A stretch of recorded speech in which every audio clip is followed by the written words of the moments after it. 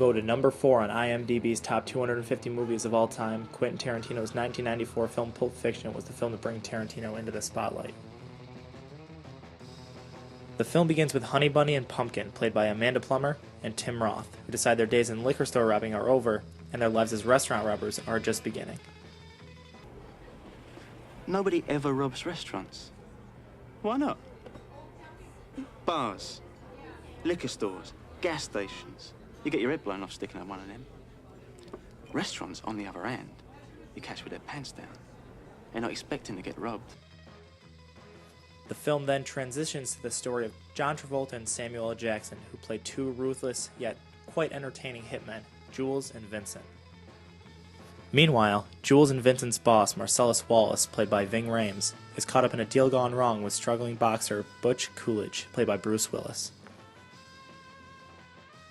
Pulp Fiction gives viewers an incredible view into the work of a true auteur, as Tarantino has become known as. The true quality and uniqueness of his films have placed him in a league of his own, so to speak.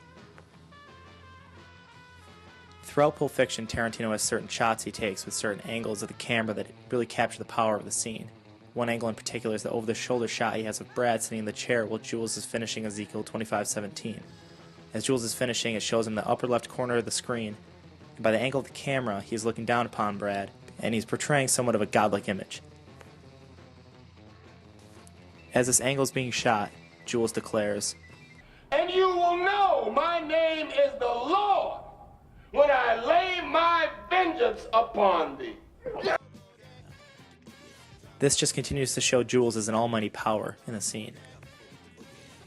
Another very interesting tactic that Tarantino uses in Pulp Fiction is his use of the MacGuffin, and how he never really shows what's in the suitcase that Jules and Vincent receive from Brad. The suitcase opens a few times throughout the film, only to have the reflection of its belongings, which we never find out, shine outward on the face of whoever's looking into it. Due to the fact that the briefcase reads 666 when we first see Vincent opening it, one speculation is that it contained the soul of their boss Marcellus, who we see with a band-aid on the back of his neck, where some believe the devil took out his soul.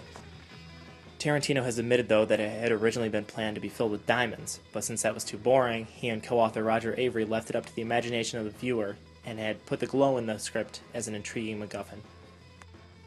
One last thing that makes Tarantino so unique is his well-rounded and in-depth scenes. Pulp Fiction is broken up into multiple parts which all intertwine.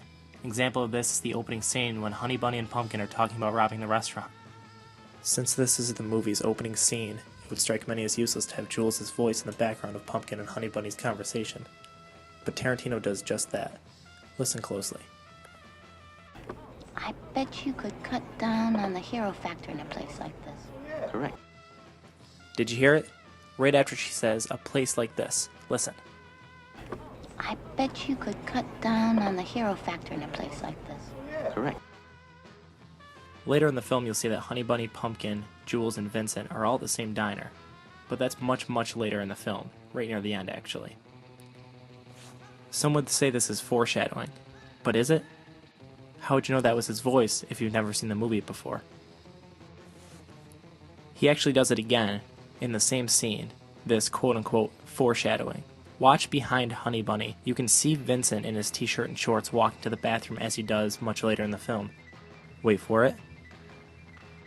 Right there. Let's say you haven't seen the movie before. You might not believe me that it's actually him walking to the bathroom. Let me just give you the scene at the end of the movie, so I can just prove my point.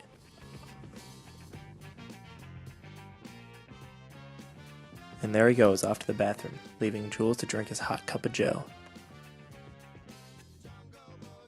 Every intricate part of Tarantino's movies are so well thought out that it makes any producer of any type of film think about how much he must go through while creating these films. When putting all the puzzle pieces that have been described together and looking at Pulp Fiction as a whole, it is evident why it is rated so high among the greatest films of all time, and why Quentin Tarantino is a true artist.